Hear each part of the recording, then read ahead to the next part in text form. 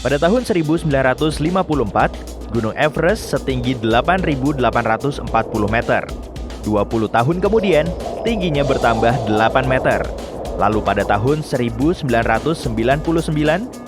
puncaknya naik lagi setinggi 2 meter. Tapi kemudian pada tahun 2020, tingginya malah berkurang 1 meter. Kok bisa gitu ya? Everest masih berpredikat sebagai gunung tertinggi di dunia, meski tingginya terus berubah. Gunung ini pertama kali diukur jauh sebelum para pendaki bisa menaklukkan puncaknya. Pada abad ke-19, teodolit digunakan untuk mengukur bidang horizontal. Alat ukur ini merupakan leluhur dari instrumen survei tanah di zaman now. Setelah si pengukur menentukan sudut horizontalnya, dia perlu mengoperasikan trigonometri dasar untuk menetapkan posisi titik ketiga beserta jaraknya. Dengan begini akan didapat tingginya. Metode seperti ini tergolong rumit karena mereka perlu tahu ketinggian permukaan laut sebagai acuannya. Sedangkan di dekat Himalaya nggak ada laut. Jadi mereka harus jalan jauh dari Teluk Benggala untuk mengukurnya. Ahli lain yang kemudian ikut mengukur tinggi Everest juga mendapat hasil serupa, tapi nggak pernah sama persis.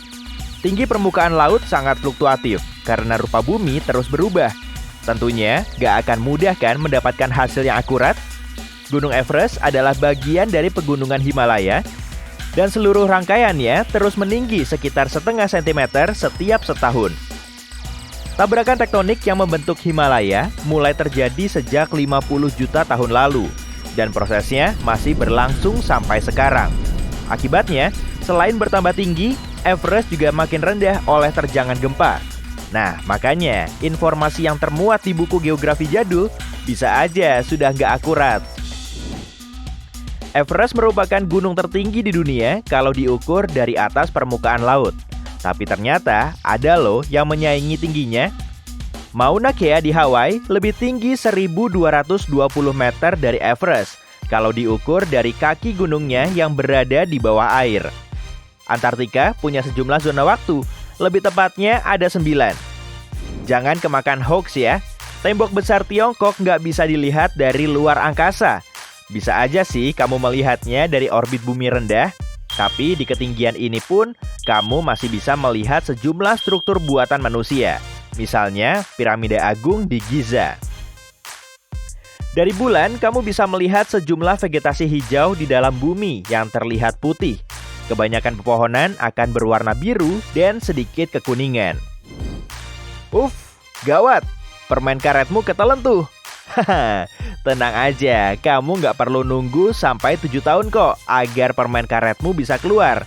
Itu sih cuma mitos dari orang tua kita agar kita nggak sembarangan nelen permen karet. Sistem pencernaan kita nggak bisa memproses permen karet, jadi cuma akan mengeluarkannya dari tubuh. Tiap tahunnya, kita nggak menelan 8 laba-laba saat tidur.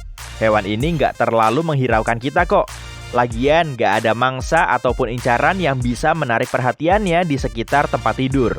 Laba-laba cuma menganggap manusia seperti batu besar. Udara yang kita hembuskan saat bernafas juga bisa menghasilkan getaran kuat yang bikin si serangga langsung ngacir. Kamu pernah dengar cerita soal Albert Einstein yang nilai matematikanya jeblok? Semua itu cuma bohong kok. Nilai botani, zoologi, dan bahasanya memang jelek sih saat dia mengikuti ujian masuk sekolah di Zurich. Tapi dia selalu jago matematika. Nggak kayak aku. Manusia dan dinosaurus nggak pernah hidup di masa yang sama. Kita terpaut sekitar 60 juta tahun. Minyak nggak akan bisa memisahkan helaian pasta. Sah-sah aja sih kalau kamu mau menambahkan minyak, tapi pastamu malah akan jadi berminyak. Aduk terus aja biar pastanya nggak lengket. Otakmu cuma terpakai 10%. Tapi bohong. Seluruh otakmu memang nggak akan aktif sekaligus, tapi setiap bagiannya terus berfungsi hampir setiap hari.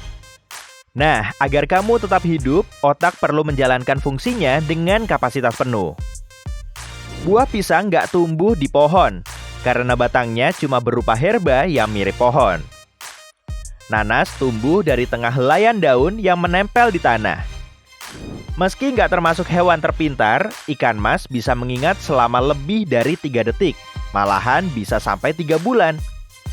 Bercukur nggak akan bikin jenggot dan kumis makin tebal loh. Pertumbuhannya juga akan biasa-biasa aja.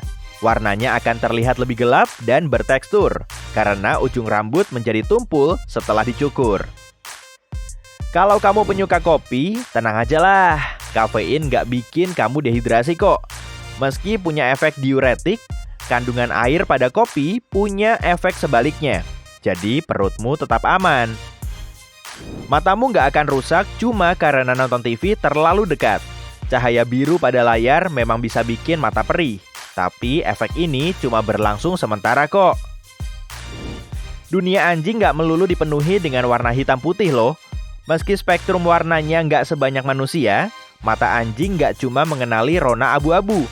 Ketajaman matanya sekitar 20-40% dari mata kita.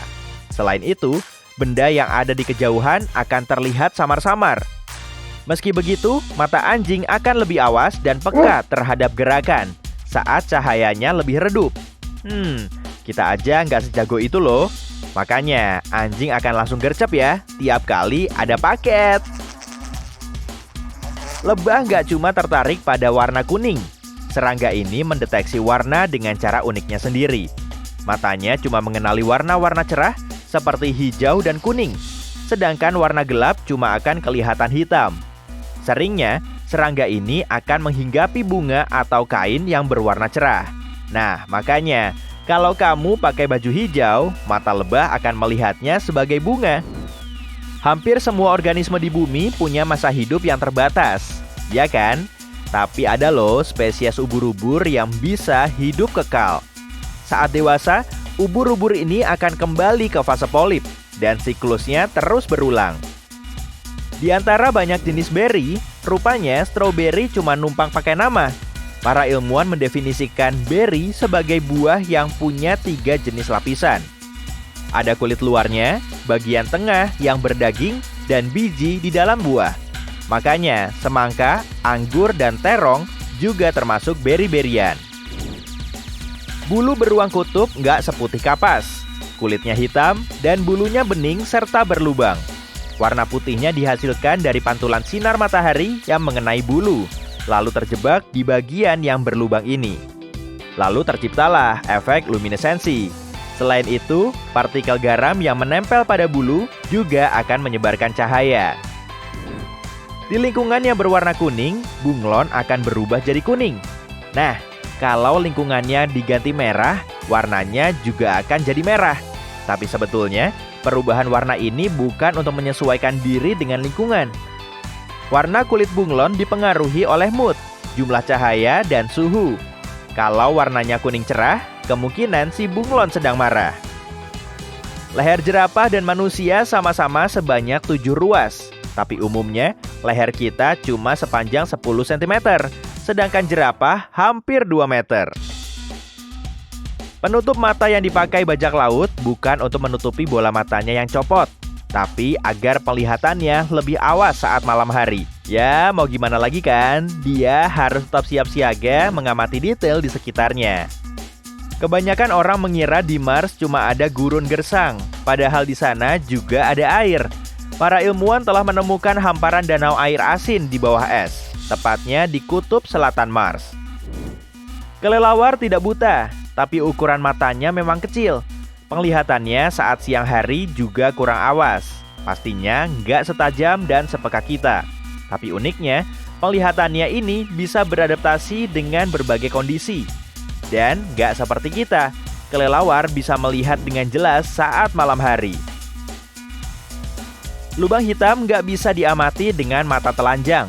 Objek ini sangat rapat, besar, dan gravitasinya sangat kuat.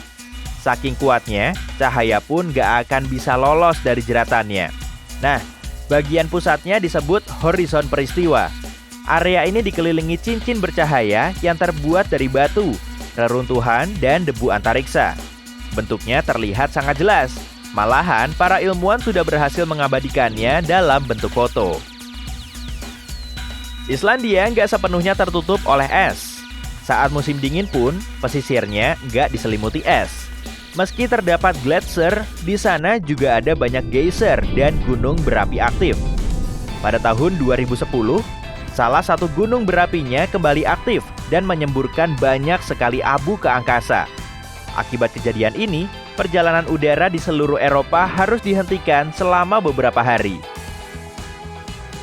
Kacang hijau, lentil, dan kacang tanah nggak termasuk kacang-kacangan, tapi tergolong sebagai polong-polongan. Bulan punya sisi gelap. Kata siapa? Padahal sisi yang membelakangi bumi juga sama terang dengan bagian yang menghadap ke arahnya. Matahari menyinari bulan secara merata kok. Jadi, warna gelapnya cuma terlihat dari sudut pandang kita.